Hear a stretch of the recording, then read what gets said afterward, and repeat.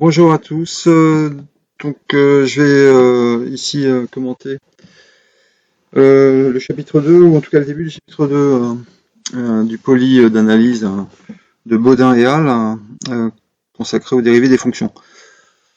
Donc j'avais déjà commencé ce travail il y a 2 semaines sur Discord. Donc je voudrais recommencer un peu.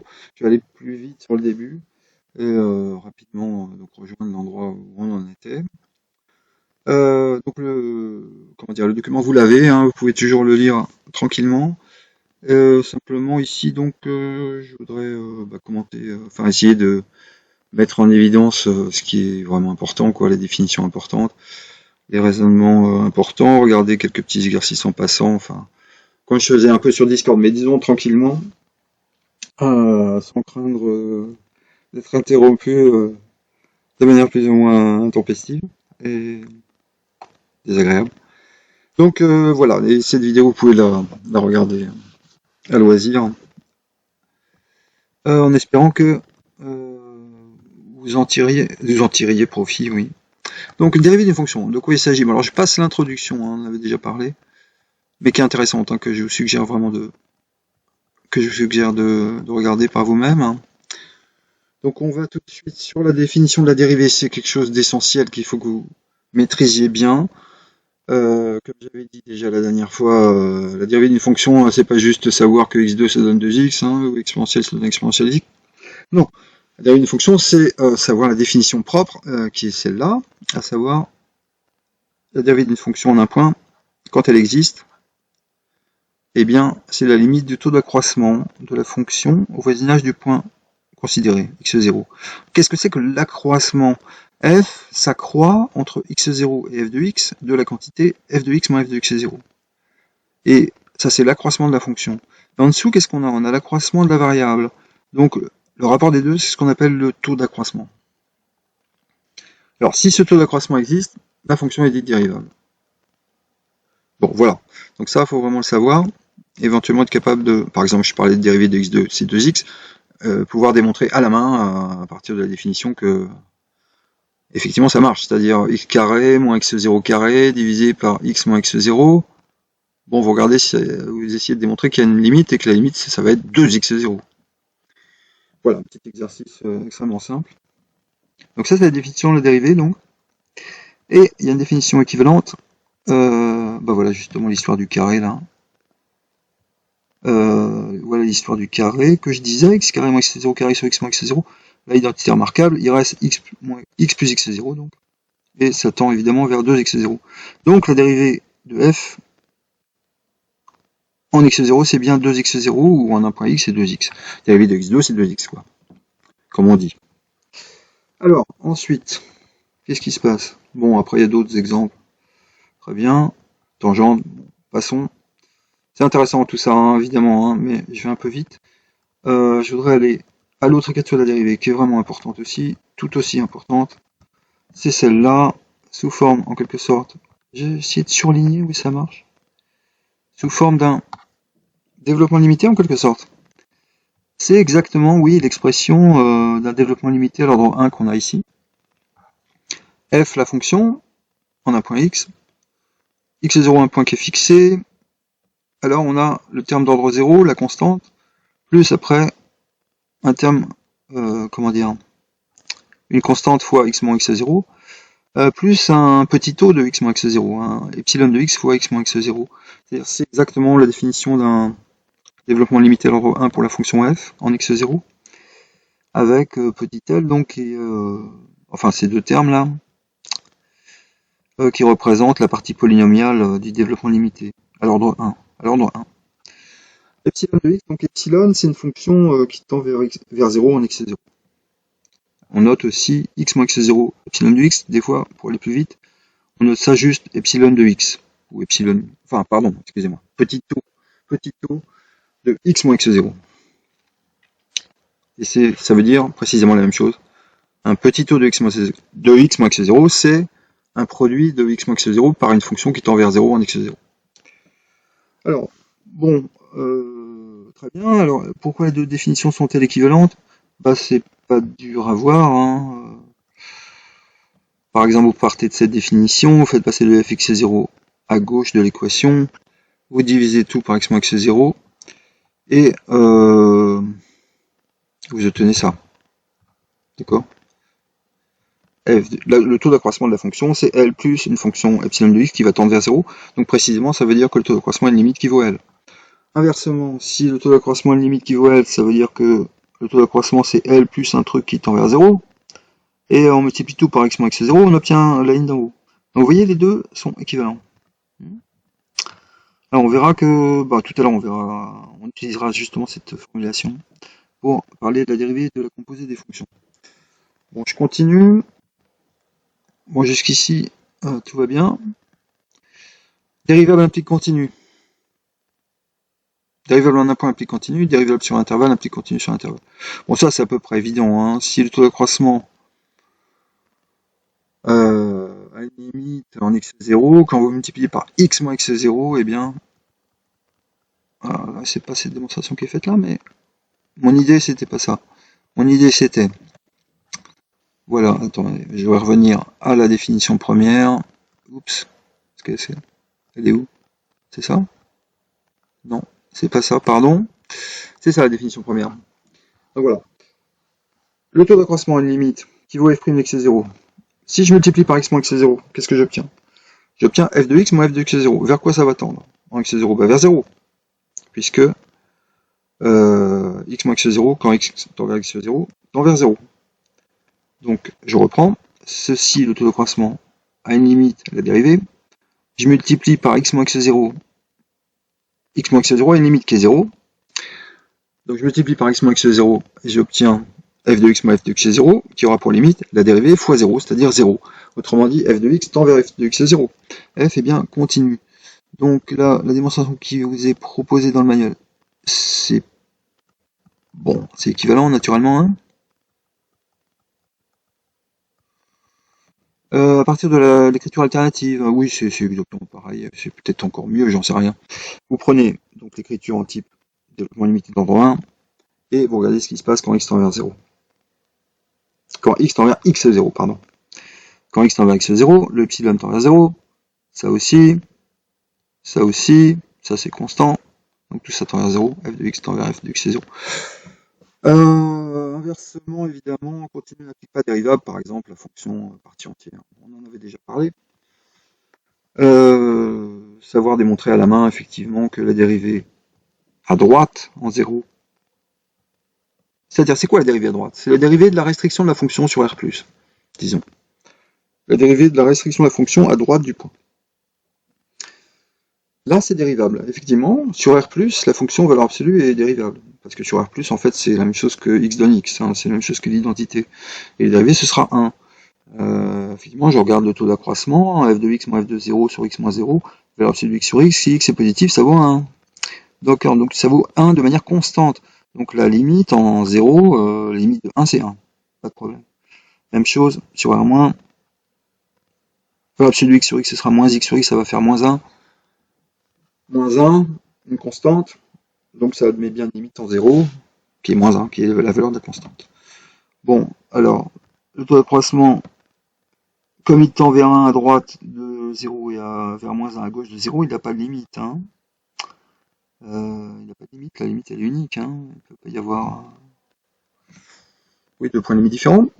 Donc la x dans la valeur absolue de x n'est pas dérivable en 0, bien sûr. Alors les mini-exercices, je sais plus, on en avait regardé ou pas? Regardez-les, essayez de les faire par vous-même. Hein. L'histoire, par exemple, la dérivée d'x3, ça se fait un peu comme... oui, c'est un peu le même genre que la dérivée d'x2 que l'on avait fait là-bas. Hein. Quand vous regardez x au cube moins x0 au cube, en fait, vous pouvez factoriser x moins x0 dans ce polynôme en x. Donc faites-le par division. Division selon des puissances décroissantes, d'ailleurs. Et après, vous simplifiez par le x moins x0 qui est en dessous, quand vous regardez le taux d'accroissement. Vous regardez ce qui reste, et la limite, ce sera 3x0 carré. Je vous invite vraiment à le faire, c'est pas... comment dire... C'est peut-être pas complètement trivial, c'est peut-être pas complètement évident à faire de tête. Donc il faut prendre un papier, essayer de le faire. Racine de x, est-ce qu'il y a une difficulté sur racine de x? Peut-être faut multiplier par la quantité conjuguée, hein, pour arriver à ça rapidement. C'est-à-dire que vous regardez racine de x moins racine de x est 0, sur x moins x est 0, vous multipliez par racine de x plus racine de x est 0 en haut et en bas. En haut, ça va vous faire du x moins x est 0, hein. D'avoir multiplié par la quantité conjuguée, ça va faire disparaître les racines en haut. Donc vous allez avoir un x plus x, non, x moins x est 0 en haut. Et en bas, vous avez x moins x est 0, facteur de racine de x plus racine de x est 0. Donc le x moins x est 0 en haut et en bas se simplifie, et il reste 1 sur racine de x plus racine de x est 0. Donc quand x tend vers x est 0, et bien la limite c'est 1 sur racine de x est 0 plus x sur racine de x est 0. Donc 1 sur 2 racine de x est 0. Montrer qu'elle n'est pas dérivable en 0, ça c'est intéressant aussi. Bah, vous regardez le taux d'accroissement comme on vient de le faire, exactement ce qu'on vient de faire. Et qu'est-ce qu'on a donc? On avait trouvé quoi? On avait trouvé 1 sur racine de x plus racine de 0. Donc on a 1 sur racine de x comme taux d'accroissement en 0 de la fonction racine. Je sais pas si vous suivez bien, hein. C'est exactement le même calcul qu'on a fait avec un x est 0 quelconque, mais on le fait avec 0. Bon, pour x à droite de 0, hein, bien sûr. Et le résultat c'est le même. Enfin, comment dire? Ici on trouvait que le taux d'accroissement de la fonction racine en x est 0, c'était, après avoir multiplié par la quantité conjuguée, c'était tout simplement 1 sur racine de x plus racine de x est 0. Ce calcul est valable pour x0 égale 0, donc ça va faire, donc, dans le cas x0 égale 0, ça va faire 1 sur racine de x. Est-ce que 1 sur racine de x a une limite en 0? Bah non. Ça tend vers plus infini, ça va pas du tout. Enfin, ça a une limite, mais pas une limite finie. On veut avoir une limite finie pour parler de dérivabilité, hein. Donc la fonction n'est pas dérivable.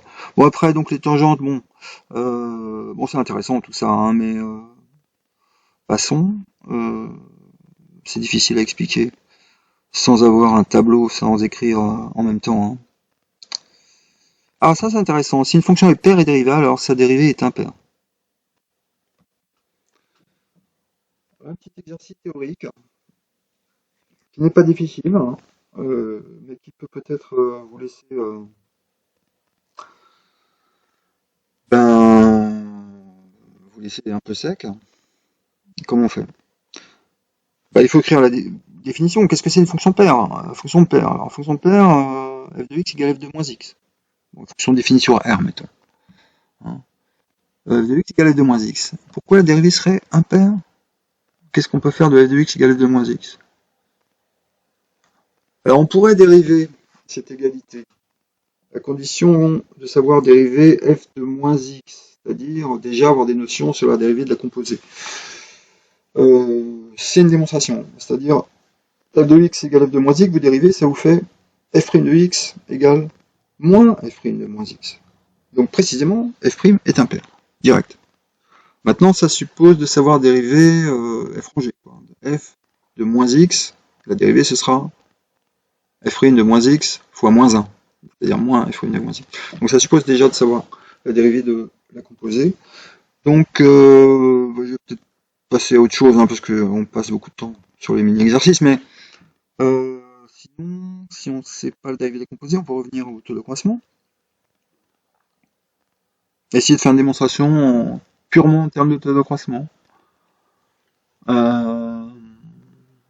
Ok, bah je vous laisse réfléchir à ça. Calcul des dérivés.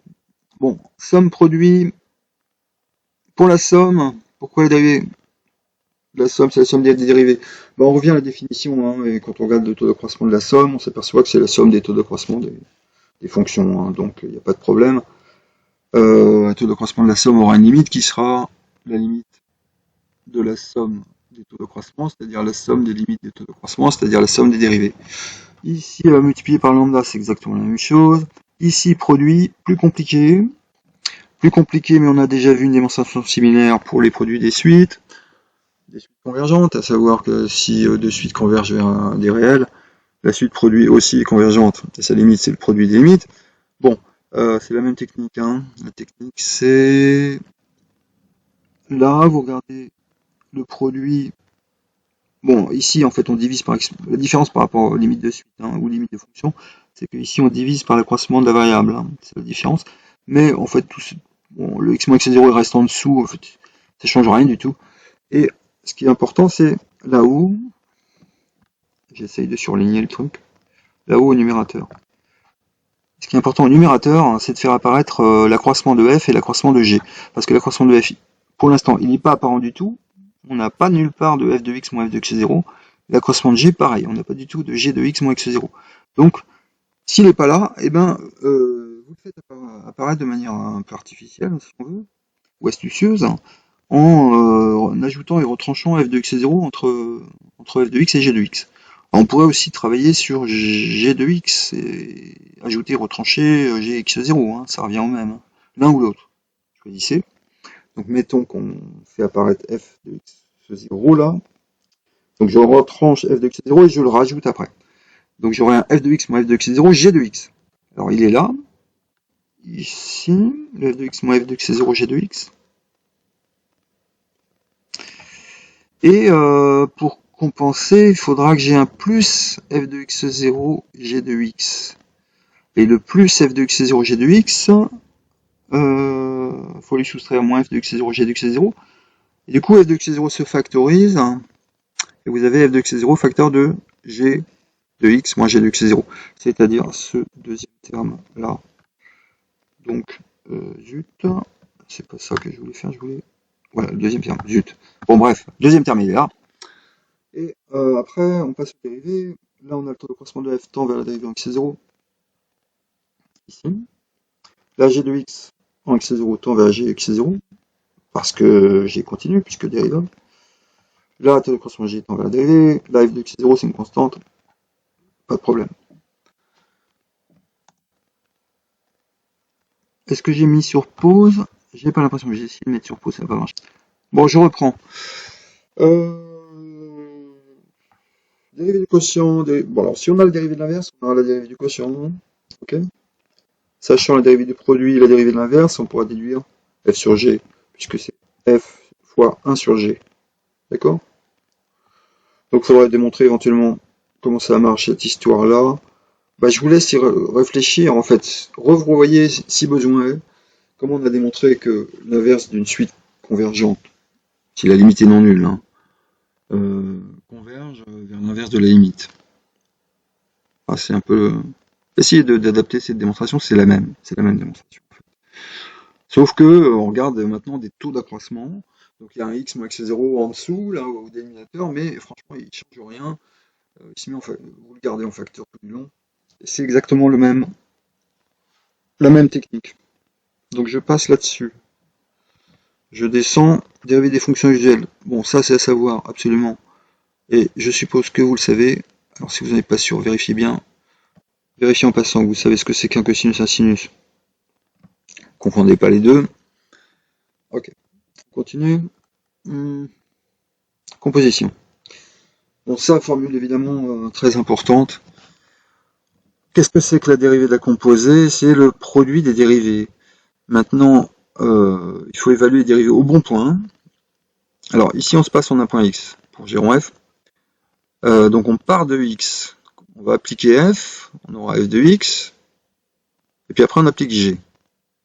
Donc, g, si vous voulez, se calcule au point f de x, a priori. Donc, c'est pas... Enfin, comment dire, c'est naturel d'avoir g'. Non pas en x, mais en f de x. D'ailleurs, g' en x, peut-être que ça n'a aucun sens. Parce que, imaginez, mettons que f soit défini sur r-, à valeur de r+, g est défini que sur r+, c'est possible, hein, pourquoi pas. Eh ben, dans ce cas, g' en x n'a aucun sens. Parce que le x ne serait même pas dans le domaine de définition de g' ou de g. Donc, voilà, le dérivé de la composée, c'est le produit des dérivés à condition de ne pas se tromper sur l'endroit où on calcule le dérivé. Et plus précisément, c'est g' rond f fois f'. Si j'enlève le x, j'obtiens g rond f' égale g' rond f fois f'. Si on a une fonction, si on a des fonctions dérivables sur un intervalle, hein, la composée sera dérivable et g rond f' sera g' rond f fois f'. Voilà. Donc regardons la démonstration. Alors ici, sur la démonstration, j'avais annoncé, excusez-moi, j'arrive pas à descendre. J'avais annoncé l'autre fois qu'il y avait un petit souci, une démonstration pas complètement correcte. Regardons quand même, parce que l'idée est intéressante. On regarde taux d'accroissement de g rond f. Donc, g rond f en x moins g rond f x est 0 sur x moins x est 0. Ok. Alors on veut relier ça au taux d'accroissement de g en f de x, 0, et au taux d'accroissement de f en x est 0. Alors, le taux d'accroissement de g en x0, en f de x est 0, pardon. Alors là, on a déjà g de f de x est 0. Et là, g de f de x. Donc là, c'est un accroissement de g en f de x est 0. Simplement, on n'a pas un point de y quelconque, on a f de x. y égale f de x. Donc, on peut voir l'idée, effectivement, de considérer que ça c'est un y, en quelque sorte, et de diviser par y moins f de x est 0. C'est ce qui est fait dans la démonstration ici. Donc on fait apparaître f de x moins x est 0 au dénominateur. Évidemment, on le remultiplie pour que les deux quantités soient bien égales. Et l'idée est maintenant que, regardons le terme de droite, c'est très simple. Le terme de droite, c'est le taux de croissance de f, tend vers f' de x est 0. Ok. Terme de gauche, eh bien, quand x tend vers x0, f de x par continuité va tendre vers f. Enfin bref, il suffit simplement de faire de la composition de limite en quelque sorte. L'idée, c'est composer en quelque sorte x donne f de x, et puis y donne le taux d'accroissement, la fonction taux d'accroissement de g au point f de x est 0. Donc par composition des limites, on aurait ici g' en f de x est 0. Pas si j'ai été très très clair. Bon, de toute façon, la démonstration telle qu'elle est écrite n'est pas correcte. Pourquoi c'est pas correct? Parce que on divise ici par f de x moins f de x est 0, ce qui est quand même embêtant. Parce que... Pourquoi c'est embêtant? Parce qu'on n'est même pas sûr que ce soit pas nul, hein, tout simplement. Imaginez par exemple que f soit la fonction nulle, ou f une fonction constante. Ou f une fonction qui s'annule très souvent au voisinage de x0. Qu'est-ce qu'on pourrait... On pourrait penser à un truc qui soit quand même dérivable. x2 sinus 1 sur x. Hein, genre de fonction un petit peu tordue. La fonction x donne x2 sinus 1 sur x, on pourrait démontrer qu'elle est dérivable en 0. De dérivée nulle. Mais ça n'empêche pas que... Elle n'est pas évidemment constante égale à 0 sur un voisinage de 0. Hein. Et elle s'annule régulièrement, enfin, elle s'annule régulièrement au voisinage de 0. Donc, comment dire, si f est une telle fonction, eh bien f de x moins f de x est 0 va s'annuler régulièrement au voisinage de x est 0.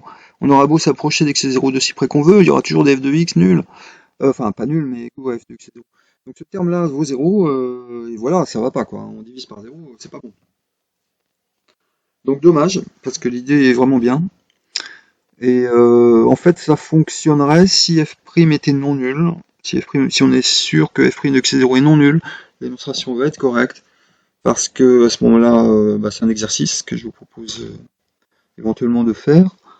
Essayez de démontrer ça. Si une fonction sur un intervalle, disons, dérivable en un point de l'intervalle avec une dérivée non nulle, eh bien, sur un voisinage du point, sur un petit intervalle autour du point, la fonction sera une injection. Elle différenciera les points. Pourquoi? Parce que f de x, ça va être f de x est 0 plus la dérivée qui est non nulle, fois x moins x est 0. C'est-à-dire quelque chose de... une bijection en quelque sorte. Bijection locale, une injection. Constante non nulle fois x moins x est 0. Plus constante. C'est une fonction affine. Affine, strictement... Enfin, injective, disons. Alors évidemment, c'est un peu faux ce que je dis là. Si la dérivée est non nulle, f de x, c'est pas f de x est 0 plus la dérivée non nulle fois x moins x est 0. Il y a un reste, le petit reste de tellurium en quelque sorte. Mais on peut démontrer qu'effectivement, ça marche. F de x moins f de x est 0 sera non nul. C'est trivial d'ailleurs, hein, puisque c'est le taux d'accroissement fois x moins x est 0. Et le taux d'accroissement, lui, se rapproche de la limite quand x tend vers x est 0. Et la limite est non nulle. Donc, il faut l'écrire. Bon, c'est quelque chose qu'il faut écrire, c'est un exercice à faire. Je répète l'énoncé d'exercice. Si la dérivée d'une fonction en un point est non nulle, alors, autour du point, la fonction est une injection. Et en particulier, f de x est toujours différent de f de x est 0. Lorsque x est différent de x est 0, et que x est suffisamment proche de x est 0. Donc dans ce cas-là, ça marcherait. Mais bon, il resterait le cas où f' x est 0 égale 0, moins f de a. Bah, il est facteur du u de f de x, hein, dans cette expression-là. Y égale f de x, vous faites. U de f de x moins b. U de f de x moins b. B, c'est f de a. Le x moins 1 en dessous. Donc pas de problème. Ça tend vers f' de a, comme dans la démonstration précédente. Ici, tend, par composition des limites, hein, f de x tend vers f de a, c'est-à-dire b, et quand l'argument ici de u tend vers b, quand l'argument y de u tend vers b, u de y tend vers u de b, qui est égal à la dérivée de g au point f de a ou b. Et on obtient exactement ce qu'il faut. Voilà. Donc je vous invite éventuellement peut-être à essayer de refaire cette démonstration par vous-même. Une petite finesse ici. Bon, l'idée est bonne, hein, dans le manuel de Baudin, mais c'est pas tout à fait correct. Donc pour l'exprimer correctement, il vaut mieux procéder comme ça. On doit procéder comme ça même. Bon, je reprends ensuite donc le manuel de Baudin et Alain. La suite.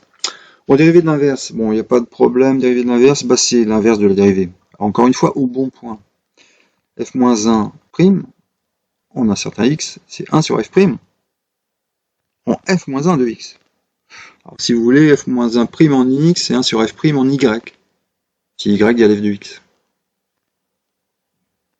C'est juste ce que j'ai dit là. 1 sur f' en y, si y égale f-1 de x peut-être. Ouais, excusez-moi, c'est pas ça. f-1' où ça? En y. Il faudrait l'appeler y, ce serait mieux. C'est 1 sur f' en x, dans ce cas-là. Bon, il faut changer les notations. Bref. J'aime pas trop ces notations là pour le coup. Mais bon, pas de problème. Dérivée de l'inverse, c'est l'inverse de la dérivée. L'inverse au sens 1 sur x de 1 sur x, fonction inverse de r dans r, enfin de r étoile dans r. Et encore une fois, il faut le prendre au bon point. Alors comment ça se démontre? Bah, vous pouvez faire par exemple g rond f égale identité, dérivée, hein, quelque chose comme ça. Sinon, vous travaillez directement sur le taux d'accroissement. Alors espérons qu'ici il n'y a pas de problème d'annulation bizarre comme tout à l'heure, qu'on ne divise pas par 0. Regardons. Bon, ici il semble ne pas y avoir de problème parce que aussi bien f que g sont des bijections. Bon, au départ on considère y différent d'y0. Hein. Y c'est f rond g de y. F et g sont inverses l'une de l'autre. Hein. Y0 c'est f de x0. Bon, il faut comment dire, il faudrait se familiariser avec les notations. Là, il faudrait bien sûr de comprendre bien les notations. Mais en gros, ce qui se passe, c'est que en dessous, là, au déminateur, vous avez un accroissement de f entre f de x0, pardon, entre x0 et un autre point z égale g de y. Ça, c'est un accroissement de f. Et au-dessus, vous avez l'accroissement de la variable, le z moins x0. Donc là, vous avez un accroissement de variable z moins x0. En dessous, vous avez un accroissement de f entre les deux mêmes points, z et x0. Donc vous trouvez l'inverse du taux d'accroissement de f. Enfin, c'est pas exactement le taux d'accroissement de f général. Hein. On a un point z quelconque, parce que, enfin, quoique, g étant bijective en fait, ça reviendra à prendre un z absolument quelconque. Hein. Mais bon, peu importe, on obtient, disons, l'inverse d'une espèce de taux d'accroissement, composé, disons, avec la fonction g.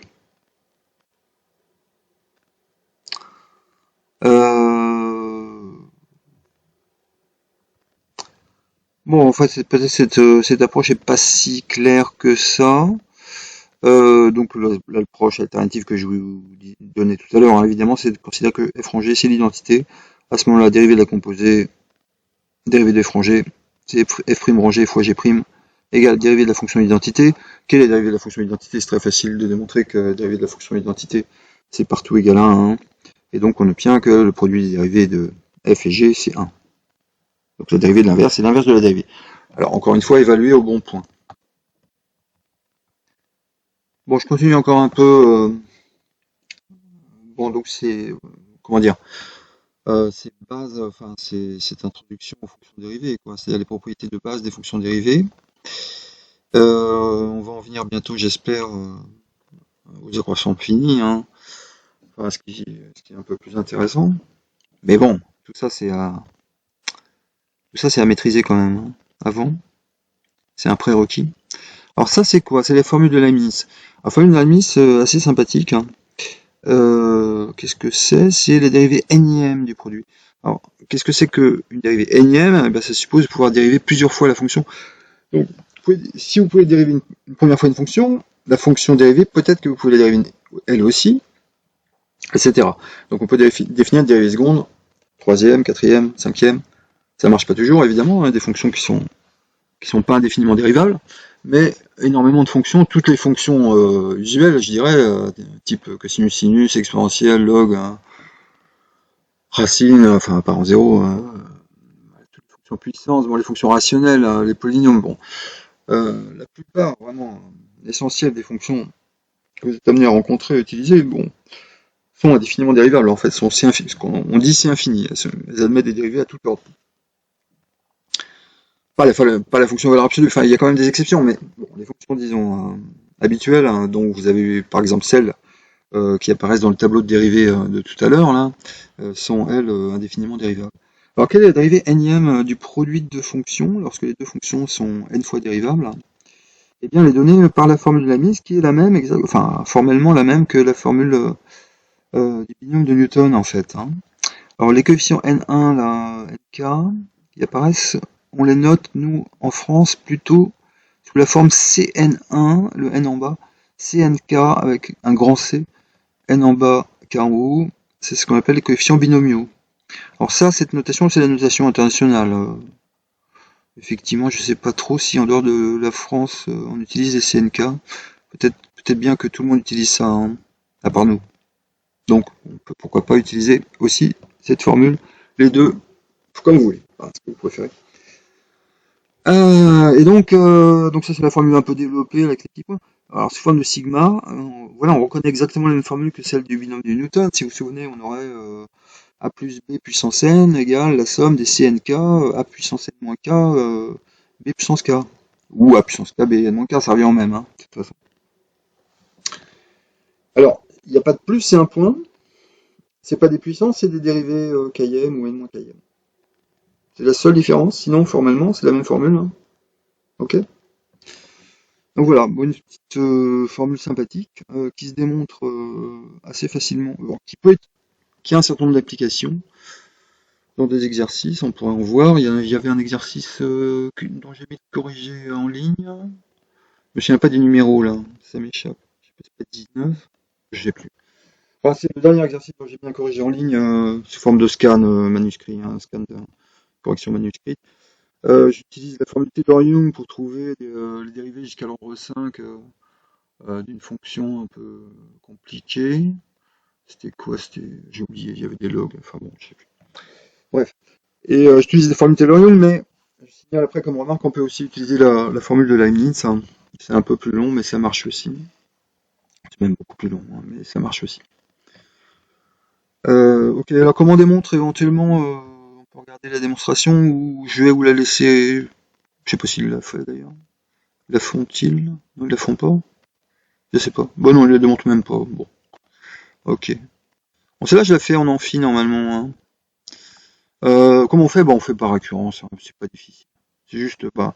C'est intéressant. C'est intéressant pour vous éventuellement d'essayer de la faire. Ça vous permet de manier les coefficients binomiaux. Et puis les sigmas, là, les sommes, comment ça marche? Ce serait bien que vous voyiez la formule enfin que vous voyiez la démonstration. Bah essayez de la trouver par vous-même. Et vous me dites si ça va pas. Comment on démarre alors? On suppose, disons, la formule jusqu'à l'ordre n. Après, faut chercher à l'ordre n plus 1. Alors on va dériver la formule, hein. Voilà. Et est-ce qu'on s'en sort? Bah normalement oui. On va dériver la formule. C'est quoi la dérivée de la formule? C'est la dérivée du sigma. Donc le sigma des dérivés. Et dans... Qu'est-ce qu'il y a? Donc sigma de quoi? Des CNK fois la dérivée de ça. Dérivée d'un produit. Dérivée d'un produit, bah on connaît. Dérivée de UV, U'V plus UV'. Donc vous allez dériver d'abord Fn-K, vous gardez l'autre. Puis vous gardez ça, vous dérivez l'autre. Donc vous voyez apparaître des GK plus 1 et des Fn des gk plus 1 fois fn-k, et des fn-k plus 1 fois gk. Vous voyez, vous avez un sigma avec deux termes à chaque fois. Et après, il va falloir tout regrouper et utiliser une propriété des coefficients binomiaux pour reconnaître ce qui va être le coefficient de... disons, il faudra reconnaître le facteur de fn plus 1 moins kgk, par exemple. Il faudra vous montrer que le facteur de fn plus 1 moins kgk, donc dans la dérivée n plus unième, ce sera bien le cn plus 1k. Mais on l'obtient pas comme ça exactement, on l'obtient comme somme d'un cnk et d'un cn plus 1... qu'est-ce que ça peut être? Cn plus 1k peut-être. Donc il va falloir utiliser... essayez de faire ça. Donc vous dérivez la formule. Après vous dérivez donc le sigma, c'est la somme des dérivés, là où le dérivé du produit c'est v plus u'. Vous groupez après, vous regardez quel est le facteur d'un terme générique, fn plus 1 moins kgk. Vous allez trouver la somme de deux coefficients binomiaux. Et là, vous utilisez comment ça s'appelle, la formule du triangle de Pascal. Qu'est-ce que c'est la formule du triangle de Pascal? C'est qu'est-ce que ça peut être? CNK. Qu'est-ce que ça peut être exactement là? CNK plus CNK moins 1. Attendez. Pause. Je fais une pause. Oui, donc la formule du triangle de Pascal. CNK plus CNK moins 1, oui, c'est CN plus 1K. Alors pourquoi ça? Donc j'étais obligé de prendre un papier pour écrire les choses. J'étais pas tout à fait sûr de moi le faire de tête. Mais l'idée, ça fait partie des nombreuses formules qu'on n'est pas obligé d'apprendre complètement par cœur. On peut les retrouver par le raisonnement. Si vous pensez que CNK, c'est le nombre de parties à k éléments parmi n, imaginez vous prenez k étudiants dans un amphi. Bon. Par exemple, dans un amphi de n personnes. Alors, c'est n plus 1k, donc prenez k étudiants parmi n plus... ou k personnes, disons, parmi n plus une personne dans l'amphi. Le plus 1, c'est l'enseignant, par exemple. Donc il y a n étudiants, il y a un enseignant, et vous choisissez k personnes. Combien il y a de possibilités, combien il y a de groupes de k personnes dans l'amphi? Eh bien, il y en a précisément cn plus 1k. Et alors, de deux choses l'une, soit vous prenez l'enseignant, soit vous ne le prenez pas. Si vous ne prenez pas l'enseignant, vous obtenez un groupe de k personnes à choisir parmi n, qui sont les étudiants. Vous avez retiré l'enseignant, donc il n'y a plus que n choix. Et si vous prenez l'enseignant, eh bien vous obtenez un groupe de k personnes, bien sûr, mais l'enseignant est déjà choisi, donc il n'y a pas besoin de le choisir. Il vous reste k-1 choix à faire parmi les n étudiants. Et c'est pour ça que cn plus 1k, eh bien c'est cnk plus cnk-1. Vous pouvez retrouver la formule par ce genre de raisonnement. Moi, personnellement, c'est comme ça que je fais. Donc, ok. Bon, donc je passe sur cette formule, enfin sur la démonstration de la formule, qui n'est pas donnée dans le poly, malheureusement. Essayez de la faire par vous-même, donc c'est pas inintéressant. Et bon courage, à bientôt.